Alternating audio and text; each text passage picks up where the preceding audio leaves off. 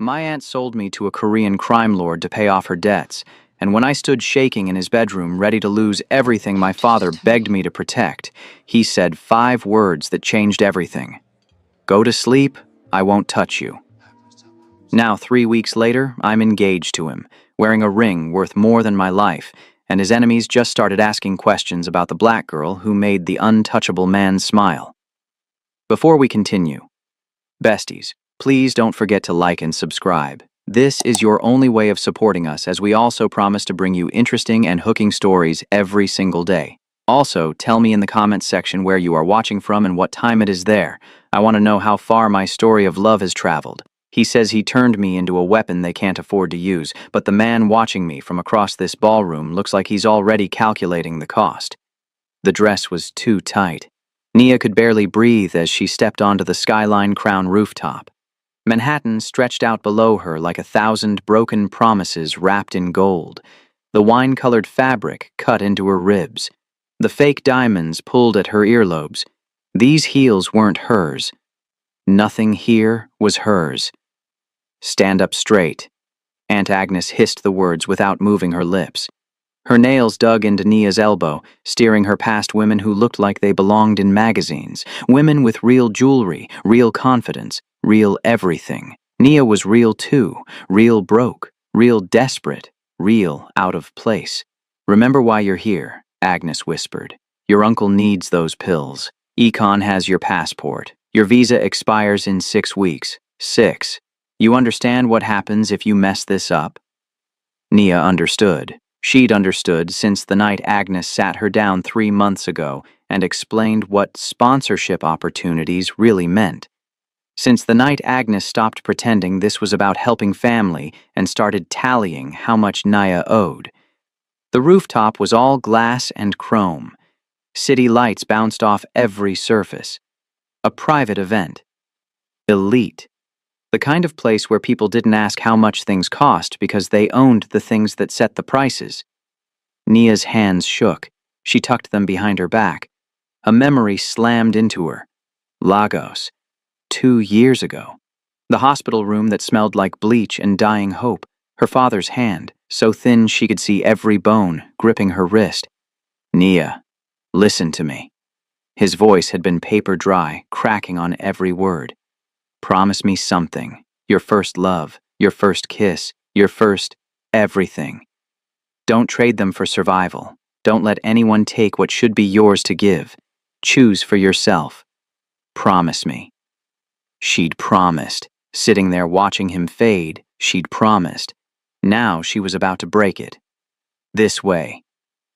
Agnes pulled her toward a glass enclosure at the center of the rooftop. The Legacy Suite. That's what the gold plaque said. Inside, a man stood with his back to them, hands in his pockets, looking out at the city like he owned it. Maybe he did.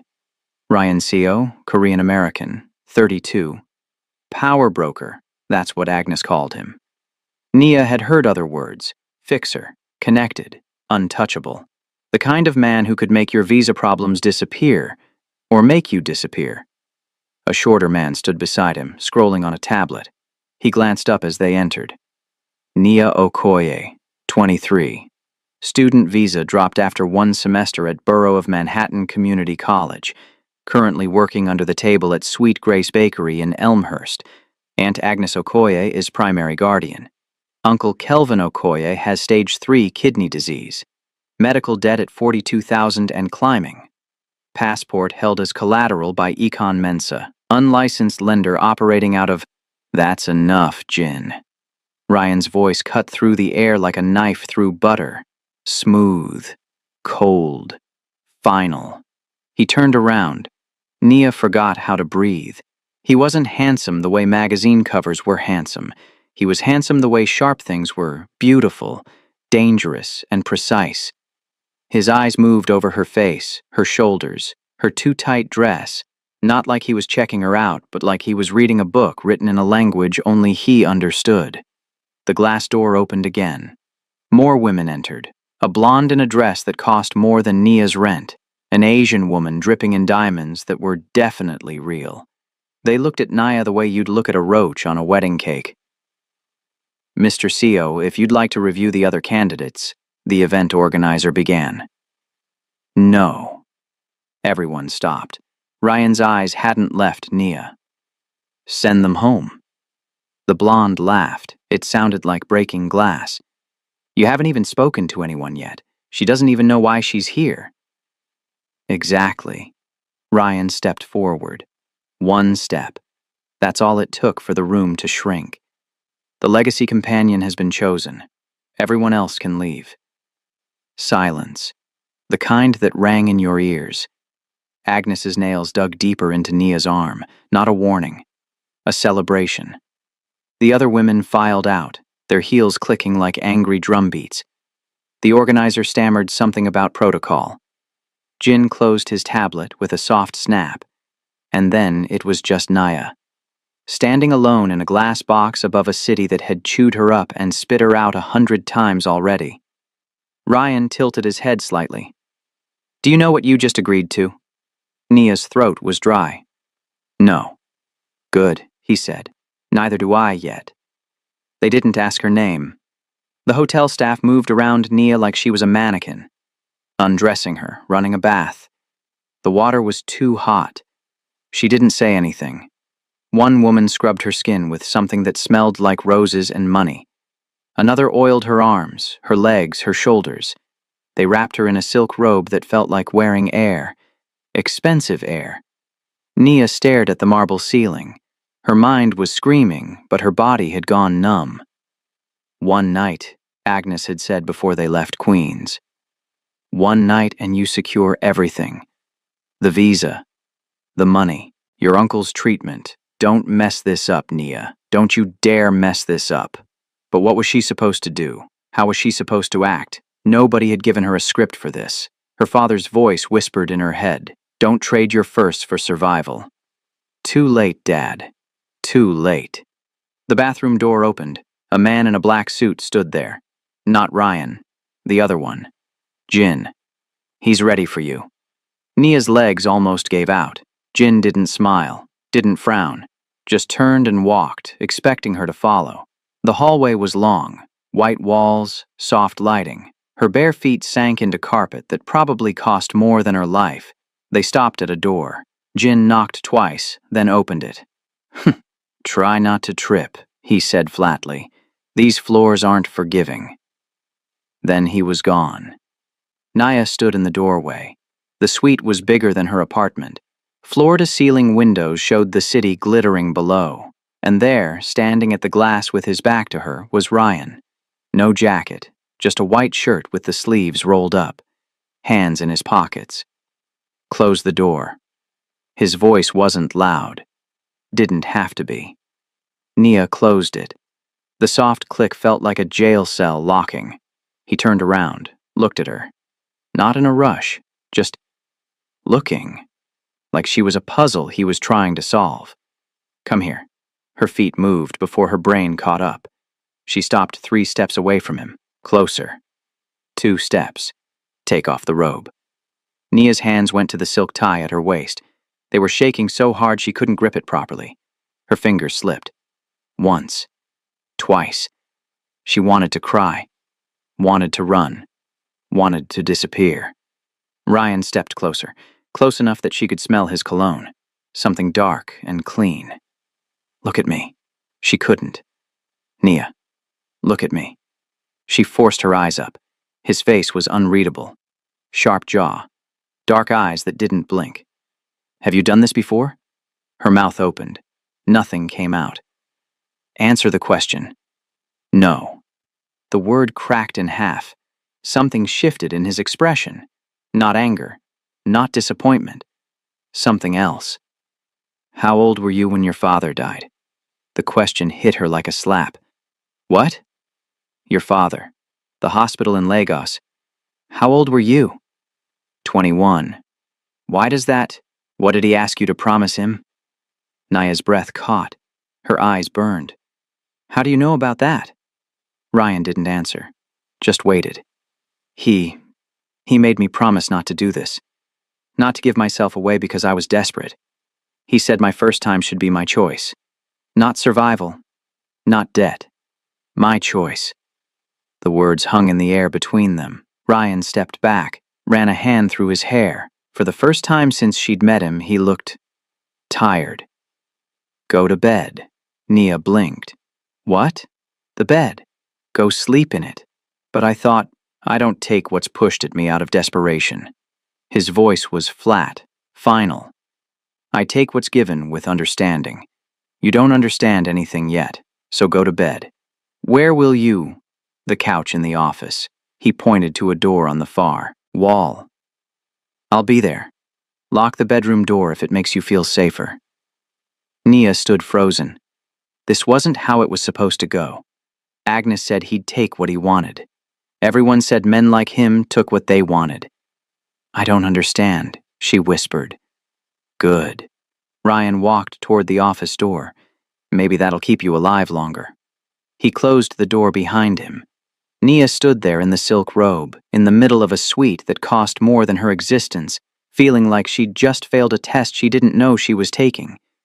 She climbed into the bed. It was too soft, too big, too wrong.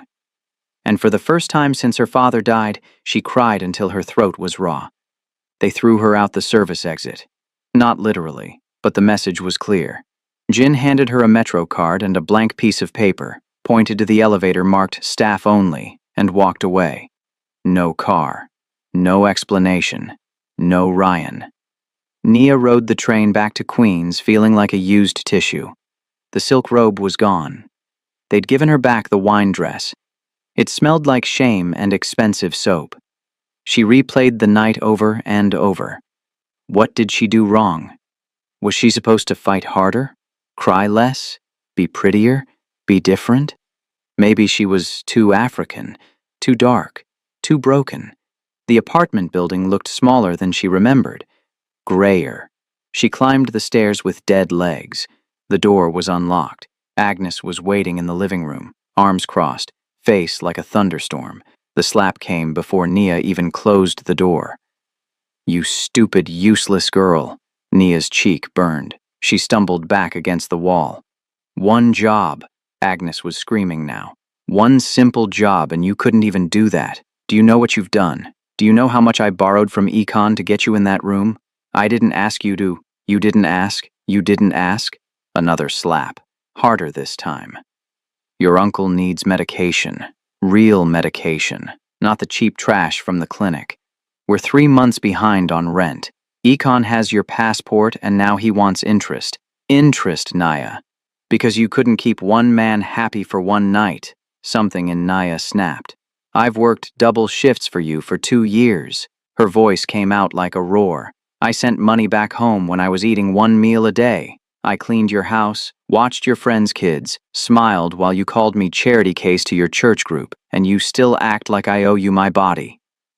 Agnes raised her hand again. A knock at the door. Sharp. 3 times. They both froze. Agnes opened it. Her face went from rage to confusion to horror in 3 seconds. Ryan stood in the doorway, 2 men behind him. The cramped living room suddenly felt like a shoebox. Mr. CO, we weren't expecting... Please, come in, I can explain. Ryan walked past her like she was furniture. His eyes found Nia against the wall, red mark blooming on her cheek. His jaw tightened. Jin, the man with the tablet, stepped forward, started reading in that flat, dead voice. Agnes Okoye held Nia Okoye's passport for 23 months without legal guardianship, borrowed $11,000 from Ekon Mensa using said passport as collateral. Uncle Kelvin Okoye's medical debt, $42,816. Current rent arrears, $4,200. Shall I continue? Agnes's mouth opened and closed like a fish. Ryan looked at her. Really looked at her. You didn't save her. You bought her. And now you're angry she didn't sell high enough. That's not... I gave her a home. I fed her. She owes me. She owes you nothing. The words hit like a gavel. Ryan pulled an envelope from his jacket, handed it to Jin. I'll pay everything. The medical bills, the rent. Econ's loan plus interest. All of it. Agnes's eyes went wide, greedy and bright. But there's a condition. Jin pulled out a paper, set it on the coffee table with a pen. You sign this. It's a legal termination of all claims, financial, familial, emotional. You are no longer her aunt. She is no longer your responsibility. You take the money. She takes her freedom. No more contact, ever. Nia's heart stopped. She looked at Agnes, waited for her to hesitate, to fight, to show even a tiny piece of love underneath all the bitterness. Agnes grabbed the pen, signed, didn't even read it, just scribbled her name and shoved the paper back at Jin like it was on fire. The money? She asked. Jin handed her a bank slip. From the bedroom doorway, Uncle Kelvin appeared. Thin. Sad. He looked at Nia with eyes that said, I'm sorry, but a mouth that stayed shut. Nobody fought for her. Ryan held out his hand. Let's go. Nia took it.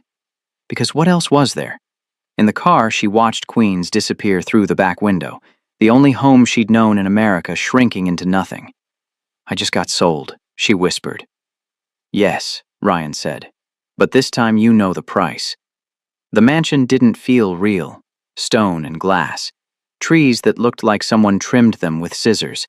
A pool that reflected clouds like a mirror. Nia stood in the driveway and felt like she'd walked onto a movie set. This way, miss. A woman in a gray uniform led her inside. The entryway was bigger than Agnes's entire apartment. Marble floors, a chandelier that probably cost more than a car. They took her upstairs, down a hallway with paintings that looked expensive. Stopped at a door. Your room. Nia stepped inside and forgot how to breathe. The bed was massive. White sheets. 4 posts. Windows that stretched from floor to ceiling showing gardens and sky. There was a bathroom attached, all marble and gold fixtures, a closet bigger than her old bedroom. The wardrobe has been prepared for you. Breakfast is at 8, lunch at 1, dinner at 7. If you need anything, use the bell on the nightstand. Then the woman left. Nia stood in the middle of the room. Silence pressed down on her like water. No traffic sounds. No neighbors yelling through walls. No sirens. Just nothing. She sat on the bed, pulled her father's Bible from her bag, the only thing she'd grabbed from the apartment. The leather was cracked, pages soft from years of his hands turning them. She opened it to Psalm 23, his favorite. He'd underlined it in blue pen. The Lord is my shepherd. I shall not want. Her throat closed up. She wanted everything, wanted her father back, wanted to understand why Agnes signed her away without blinking, wanted to know why Ryan didn't touch her when that's what everyone said men like him did, wanted to not feel so lost. The tears came hard, ugly crying, the kind that made her whole body shake. She buried her face in the pillow and let it out. All of it. 2 years of holding everything together. 2 years of pretending she was fine. 2 years of being strong. She cried until her eyes burned, until her head pounded, until she had nothing left. When she opened her eyes, the room was darker. The sun had moved. Hours had passed. A soft knock. Miss Nia? A young woman stood in the doorway. Early 20s, brown skin, kind eyes. She held a tray with food. I'm Lila, your personal attendant. You slept through lunch, so I brought you something. Nia sat up. Her face felt swollen. I'm not hungry. You need to eat anyway. Lila set the tray on the bed. Soup, bread, fruit. Crying burns calories. Your body needs fuel. She said it so matter-of-fact that Nia almost laughed. How long have you worked here? Nia asked. 3 years. Are you one of his women? Lila smiled, sad but real. No, I'm staff. There's a difference. What's the difference? Staff get paid. Women get complicated. Nia picked up the spoon. The soup was good.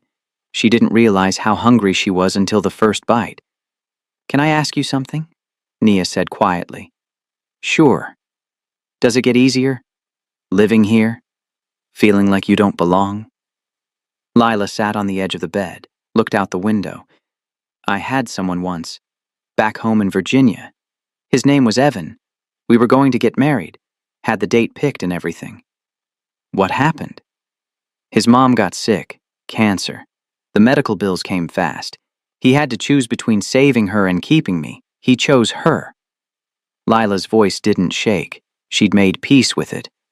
I don't blame him. Sometimes survival makes you pick things you don't want to pick. Do you still love him? Yeah, probably always will. But love doesn't pay bills. Doesn't keep people alive. So I'm here. Making money. Staying safe. Adapting. I'm scared I'll become just another piece of furniture in his life, Nia whispered. Lila turned to look at her. Really look at her. Men like Ryan are used to being feared. Used to being obeyed. They're not used to being seen. She stood up, collected the tray. If you ever want to matter to him, don't try to seduce him. Everyone tries that. Figure out how to see past the monster everyone else sees. That's the only way in. She stopped at the door. Also, he doesn't keep furniture that talks back. So the fact that you're still here means something. The knock came at midnight. Not on her door, on her window. Nia looked up from her bed. A man in a black suit stood on the balcony. One of Ryan's security. He gestured down. Toward the pool. Her stomach dropped. She put on the robe they'd left in the closet. Walked downstairs barefoot. The house was dark except for soft lights along the hallways, like a museum after closing. The pool glowed blue in the night. Steam rose off the water into cool air, and there, cutting through the water in clean, strong strokes, was Ryan. He saw her, stopped swimming, stood up in the shallow end. Water ran down his chest, his shoulders. No suit, no armor, just him. Come in. I don't know how to swim. I know. Come in anyway. Nia stepped to the edge. The water looked like liquid light. She sat down, legs dangling in. The warmth felt good. All the way in. She slid into the water. It came up to her chest. The robe floated around her, clinging to her skin. She felt exposed, vulnerable. Ryan moved closer, not touching, just close. What do you think you're losing by staying here? He asked. What? Everyone loses something in my world. What are you losing? Nia's hands moved under the water, nervous. My promise. What promise? She told him some of it that first night, but not all of it, not the weight of it. Before my father died, I sat with him for 3 days, watching him fade. He couldn't eat, could barely talk, but on the last day he grabbed my hand so hard it hurt. Her voice cracked. She kept going. He said, Nia, listen to me.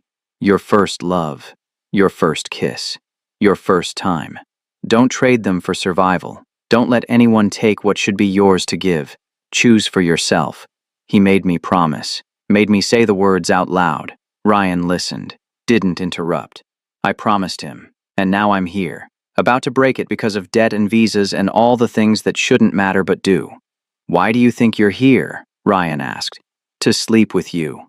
That's what everyone expects. That's what they expect, not what I expect. Nia looked at him, confused. Then why choose me? Ryan moved closer. The water rippled between them. In my world, virginity is a trophy, something men collect to prove dominance. Your aunt saw it as currency. Econ saw it as collateral. The city sees you as leverage. He paused. I see it as the last choice you have left. I don't understand. Men like me are supposed to take what we want. That's the rule, but I'm going to break it. He stepped even closer, close enough that Nia could feel the heat coming off his skin. I will not touch you, not the way you're thinking, not while you're here because of debt, not while you think you owe me, not while breaking that promise would destroy something in you. Nia's heart was pounding, but Agnes said, I don't care what Agnes said. I don't care what anyone expects. His voice was steel. You want to know my condition? My only condition? She nodded. If I ever take that from you, it will be because you looked me in the eyes and chose me, not because you're scared, not because you're desperate, not because you think you have to. You break that promise for yourself, or you don't break it at all. The words hit her like a wave. You're protecting my promise? Her voice was barely a whisper. I'm protecting your right to keep it, or break it on your terms. No one else's. Nia felt something shift in her chest, like a locked door creaking open. Why? Ryan's expression didn't change, but something in his eyes did. Because the moment you choose me out of fear, I become every other man who took something from you, and I refuse to be added to that list. He moved back, put distance between them. Now get out before you catch a cold. Nia climbed out of the pool. Water streamed off her. She looked back at him. He was watching her with an expression she couldn't read. Thank you, she said. Don't thank me yet. This just got a lot more complicated. The conference room was all glass, 40 floors up in Midtown, Manhattan spread out below like a game board. Ryan sat at the head of the table, suit sharp, face blank. Jin stood behind him with the tablet. Across from him sat Victor Maldonado, 50-something, silver hair, smile like a knife. 3 lawyers flanked him, all expensive suits and dead eyes. Let's cut to it, Victor said. The Brooklyn Project. 12 blocks of prime real estate. We clear out the current tenants, build luxury condos, triple the property value. Everyone wins. Everyone except the 2,000 people you're evicting, Ryan said. Victor laughed. They're renters, month to month. They have no claims. They have lives. Since when do you care about lives? Victor leaned back. Come on, Ryan. You're not exactly running a charity here. This is business. Cold, hard, profitable business. Ryan's expression didn't change. Here's my counter. You build the condos, but 30% of the units stay affordable housing. Current tenants get first option. Subsidized rates locked for 15 years. The lawyers started talking all at once. Victor raised his hand. They went silent. That kills the profit margin. No, it cuts your profit margin. There's a difference. And if I say no? Ryan smiled. It didn't reach his eyes. Then the construction permits get delayed. The zoning board finds issues. Your investors start asking uncomfortable questions. Projects like this need cooperation. I can provide it, or I can make it very difficult. Victor's jaw tightened. You're playing saint now? I'm playing chess. You're playing checkers. One of the lawyers whispered something to Victor. He nodded, looked back at Ryan. Fine. 20% affordable. 10-year lock. 30? 15? 25? 12. Ryan considered. Deal. They shook hands. Victor's grip was too tight, trying to prove something. As everyone started packing up, Ryan's phone buzzed. Never checked his phone during meetings. Never. But his hand moved before he thought about it. 3 messages. All from Nia. Are you okay? I know this is stupid, but I just wanted to make sure you're alive. It's not that I miss you or anything. I just need to know you're not dead. Something shifted in Ryan's face. Just for a second. The corner of his mouth lifted, not the business smile. A real one. Small, but there. He locked the phone, looked up. Victor was watching him, eyes sharp, calculating. Something funny? Victor asked. No, just a reminder I need to handle. Must be important. I've never seen you check your phone mid-meeting. Ryan stood. We're done here. Jin will send the contracts. He walked out. Jin followed, but Victor stayed in his chair, watching the door close. One of his lawyers started talking about clauses and timelines. Shut up, Victor said. He pulled out his own phone, dialed. Marco, I need you to find someone for me. A girl. Connected to Ryan Seo. I don't have a name yet, but she's the reason he just smiled during a business negotiation. Which means she's important. Which means she's leverage. He hung up, looked out at the city. Everyone has a weakness, he said to no one. Even the quiet storm. Back at the estate, Nia sat on her bed, staring at her phone, regretting everything. Why did she text him? What was she thinking? He probably thought she was desperate. Clingy. One of those girls who caught feelings too fast. She wasn't catching feelings. She was just checking. Making sure he was okay. That's what people did. Normal people checked on each other. Except they weren't normal. And this wasn't a normal situation. She threw the phone across the bed, buried her face in her hands. "I'm an idiot," she whispered. Outside her door, one of the security guards made a note on his shift log. Everything routine, nothing unusual. He didn't know that 3 hours away, a man named Marco was already pulling surveillance footage from the Skyline Crown rooftop, already running facial recognition, already building a file on the girl in the wine-colored dress. The net was tightening. Naya just didn't know it yet. Ryan came home at 2 in the morning.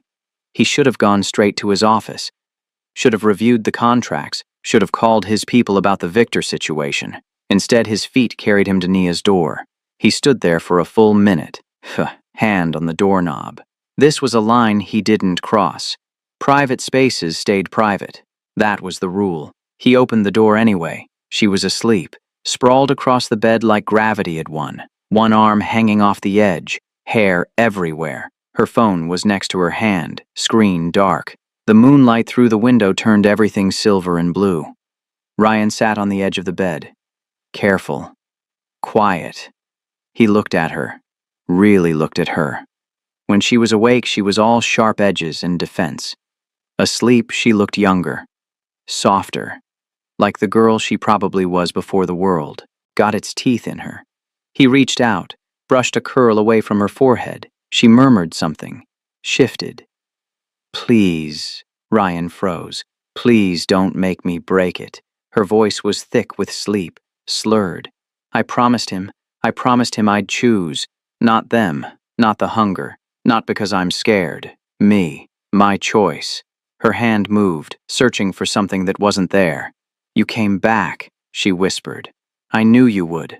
Ryan's chest tightened. She was talking to him, in her sleep, with no walls up, no fear. Just raw truth spilling out like water through cracks. He stood up, backed away from the bed like it might explode.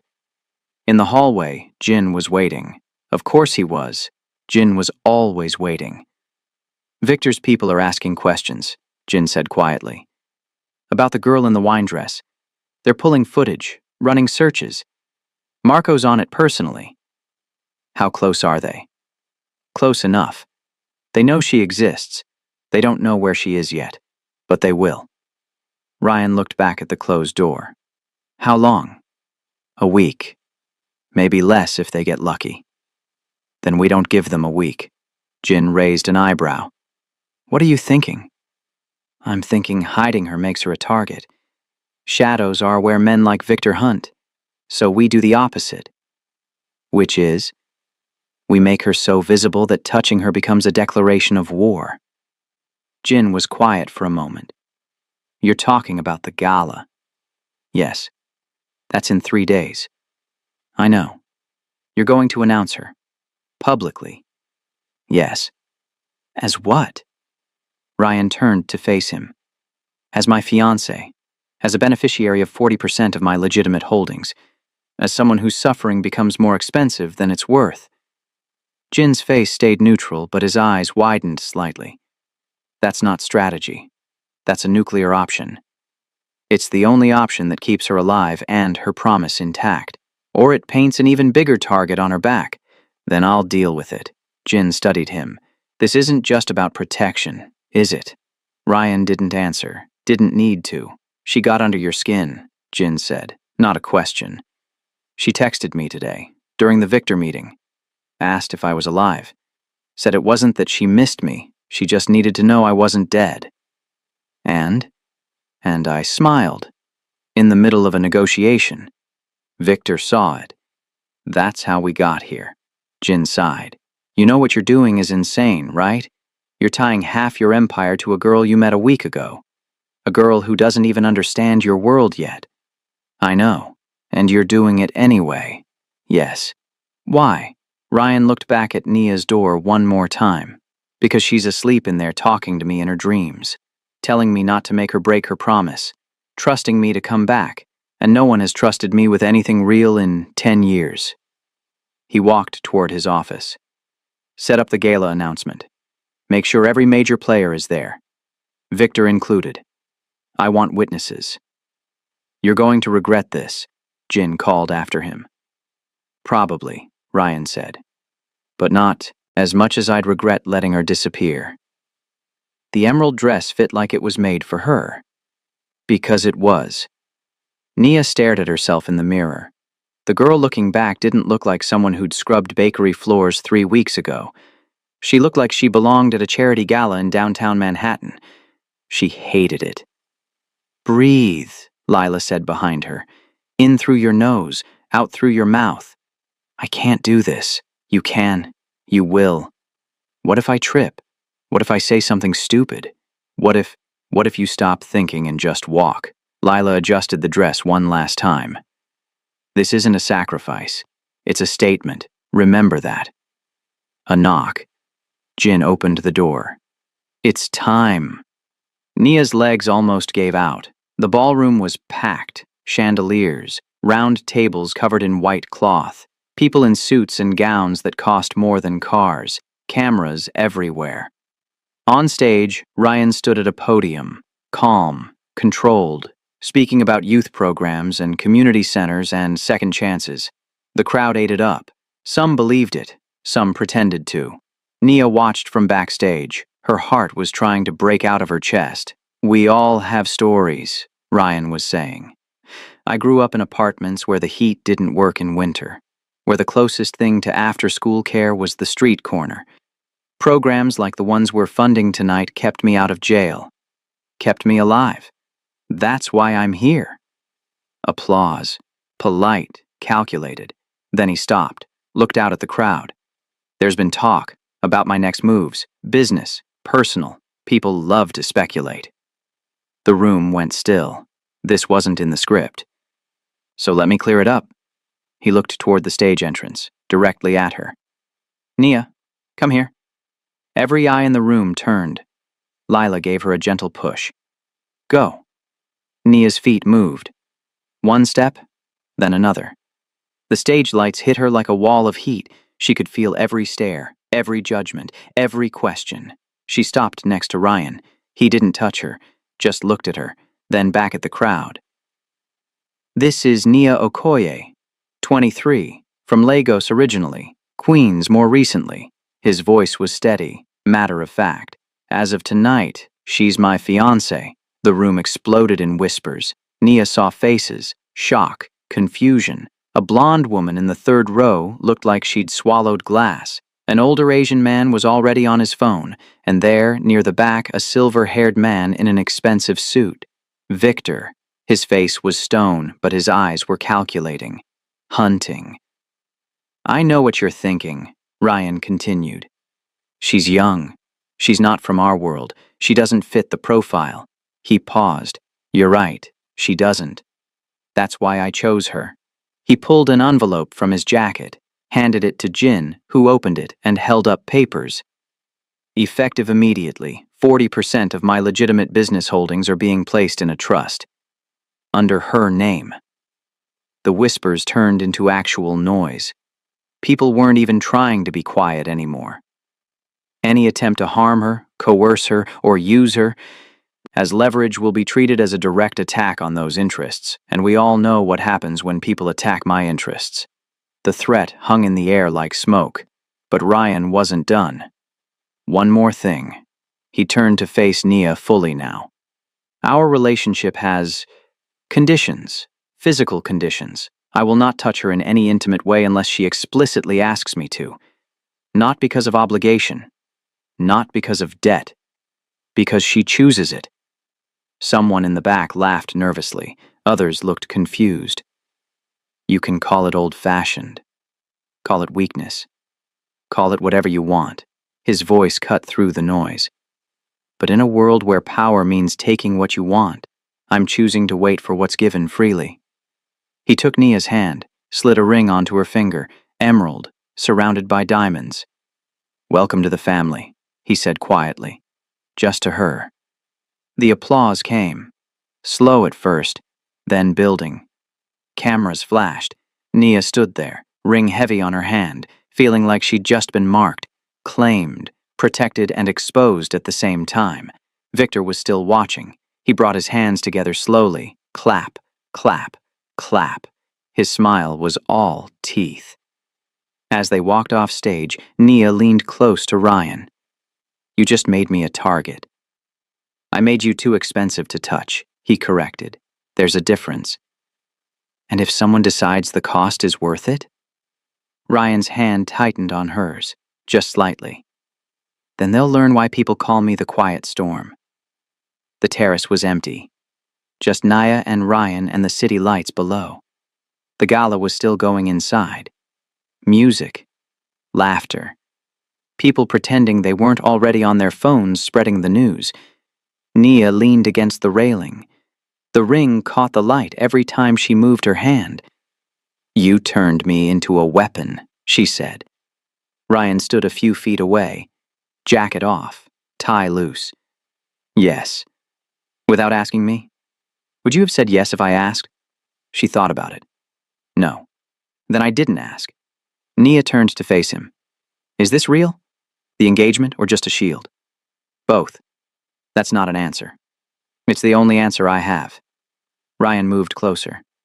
"In my world, the only people who stay safe are the ones whose suffering costs too much. I made your suffering expensive." "And the other part? The fiancé part?" He was quiet for a moment. "That's complicated." "Uncomplicated. I don't do complicated emotions. I do strategy, control, clear lines." He looked at her, really looked at her. "Then you showed up, and nothing's been clear since." Nia's heart was doing that thing again. The pounding thing. "Everyone expects me to break my promise now," she said quietly. "Now that I'm tied to you. Now that I have your ring. Your protection. Your money.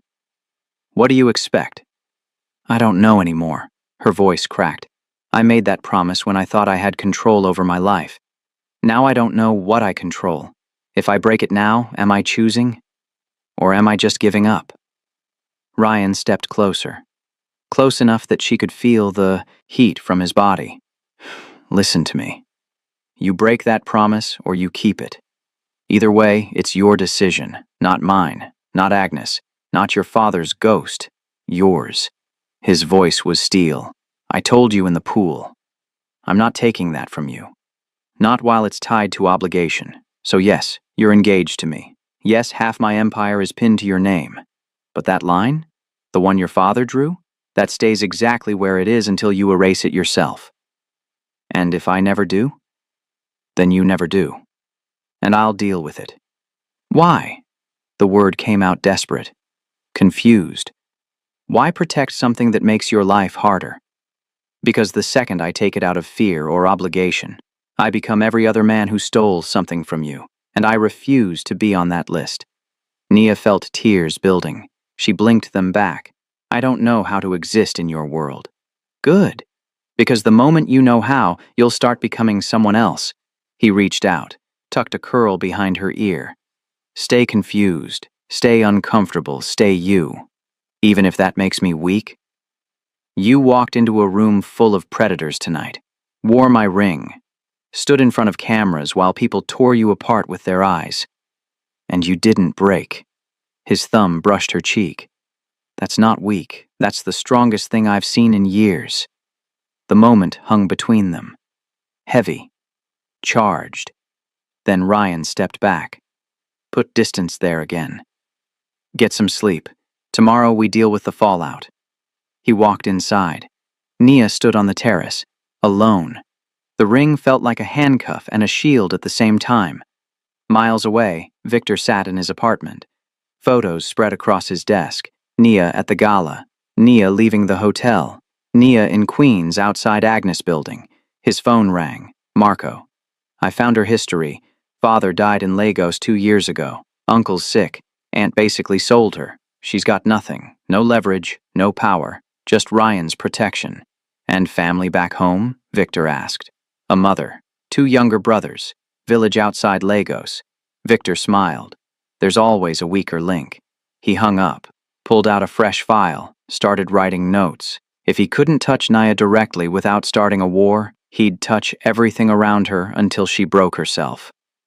In her room, Nia turned the ring on her finger, thought about Lagos, about her father's hand gripping hers. Choose for yourself. She'd made the promise. Now she had to figure out if keeping it was strength or fear, and whether the man who protected it was her savior or just another cage.